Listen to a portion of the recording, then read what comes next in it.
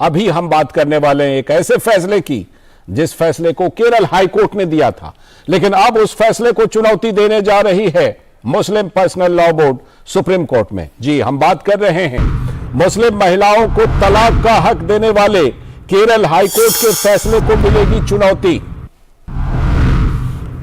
और यह चुनौती केरल हाई कोर्ट ने दरअसल तारीखी फैसले में मुस्लिम महिलाओं के एक तरफा तलाक को सही माना है। लेकिन यह तो रहा केरल हाई कोर्ट का फैसला, लेकिन Muslim personal law board Kerala high court के इस फैसले को दे रहा है गलत व्याख्या करार। कह रहा है कि ये कुरान की गलत व्याख्या कर दी है। केरल हाई कोर्ट के फैसले के खिलाफ जल्द ही Muslim personal law board supreme court का करेगा रुख। इस्लामिक फिक्ह एकेडमी के सेमिनार में भी केरल हाई कोर्ट के फैसले को गलत ठहराया गया है।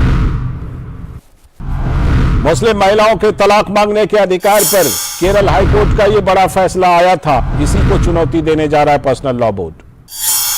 कोर्ट ने कहा था मुस्लिम महिलाओं को तलाक मांगने का हक है और कानूनी मामलों में मौलवी की व्याख्या नहीं चलेगी।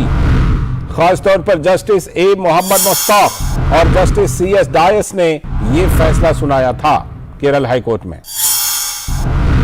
इस्लामिक कानून में महिलाओं को तलाक मांगने का अधिकार है, मौलवी नहीं हो सकते कानूनी मामलों के जानकार, ये कोर्ट ने टिप्पणी की थी इस मामले में फैसला देते हुए। कोर्ट का मानना है कि legal system expert legal mind से चलता है। अगर पति नहीं भी चाहता है तब भी पत्नी खुला यानी तलाक ले सकती है। पत्नी की इच्छा पति की इच्छा से संबंधित नहीं हो सकती है। नहीं चलेगा मुस्लिम पर्सनल लॉ का तर्क। केरल हाईकोर्ट की पीठ ने फैसले के खिलाफ समीक्षा याचिका को खारिज कर दिया था। और ये जो फैसला आया था और इसमें अब जो मुस्लिम पर्सनल लॉ बोर्ड रुख ले रहा है इस फैसले पर, और इस पूरी चर्चा में बात करते हैं। मसरूर फैजी हमारे संवाददाता जुड़ चुके हैं। मसरूर, हमने इस पर चर्चा की थी जिस दिन यह फैसला आया था, लेकिन अब लगता है कि यह फैसला नागवार गुजरा है मुस्लिम पर्सनल लॉ बोर्ड को। हमने उस दिन भी बड़ी विस्तार से चर्चा की थी और मुस्लिम पर्सनल लॉ बोर्ड का जो तर्क है उसके बारे में हमने चर्चा की थी कि ये खुद गैर इस्लामिक तर्क दे रहे हैं। लेकिन अब सिर्फ तर्क ही नहीं दे रहे हैं, फैसले के खिलाफ सुप्रीम कोर्ट जाने का भी मन बनाया है। क्या लगता है इस मामले में सुप्रीम कोर्ट जो है वो केरल हाई कोर्ट के फैसले के आसपास ही रह सकती है? मसरूर, सबसे पहले तो लालचंद जी, हमने जो इस पे चर्चा की थी, न सिर्फ ये कि ये फैसला नागवार गुजरा है बल्कि हमने जो चर्चा की थी शायद वो भी नागवार गुजरी हो।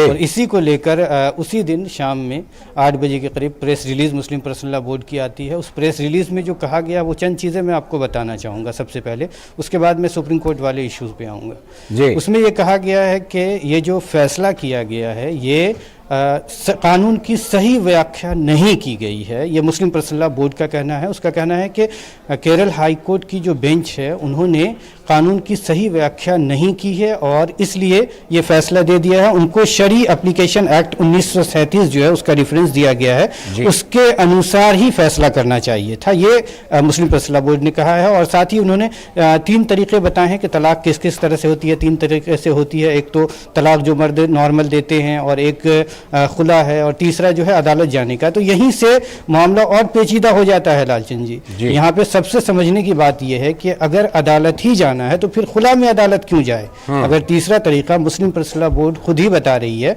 अदालत के जरिए तलाक होगी तो फिर खुला में अदालत जाने की क्या जरूरत है? जब वो वुमेन को राइट दिया गया, महिला को हक दिया गया, औरत को हक दिया गया है, तो फिर अदालत जाने की क्या जरूरत पड़ेगी? तो इस फैसले को जब अगर सुप्रीम कोर्ट ले जाया जाए। जी मसरूर, मैं ये भी बात करना चाहूंगा कि आखिर मुस्लिम पर्सनल लॉ बोर्ड ये क्यों नहीं समझ पा रहा है कि खुद कुरान में, इस्लाम में मुस्लिम महिलाओं को कितना हक दिया गया है। और ये जो केरल हाई कोर्ट के फैसले की बात है ये तो उसी कुरान और इस्लाम में जो हक दिया गया उसी लाइन पर है।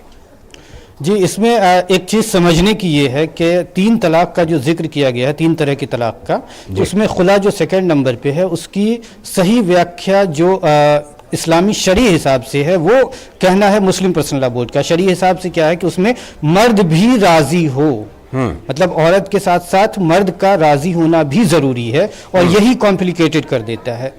तो इसी की वजह से मुस्लिम पर्सनल लॉ बोर्ड ने कहा कि अदालत ने, केरल हाई कोर्ट ने सही व्याख्या नहीं की है। लेकिन खुद मुस्लिम पर्सनल लॉ बोर्ड अपनी ही प्रेस रिलीज में खुद फंस जाता है। 3 तरह की तलाक बताता है, एक जो तलाक, दूसरी जो मैंने आपको बताया खुला, और तीसरा कहता है कि अदालत जाए। तो फिर खुला में अदालत क्यों जाए जब एक सूरत है ही अदालत जाने की? खुला औरत को राइट दिया गया है, तो फिर इसमें सामाजिक तौर से भी औरत तलाक ले सकती है। तो जब ये फैसला सुप्रीम कोर्ट जाएगा लालचंद जी, तो उसमें मुझे लगता है कि इसी के इर्द गिर्द फैसला हो सकता है, कुछ ज्यादा तब्दीली नहीं देखने को। ठीक है। और बात जब इंसानी हक की होती है मसरूर, तो ये तो नहीं हो सकता कि मर्द जब चाहें तो वो तो अकेले तलाक का फैसला कर सकते हैं, लेकिन औरतें जब चाहें तो उनको अपने तलाक के फैसले के लिए भी अपने शौहर से पहले सहमति लेनी पड़ेगी। ये एक नेचुरल जस्टिस के खिलाफ भी बात है। बहुत बहुत शुक्रिया जुड़ने के लिए मसरूर, और इस पर हम आगे भी चर्चा करते रहेंगे। फिलहाल आपका बहुत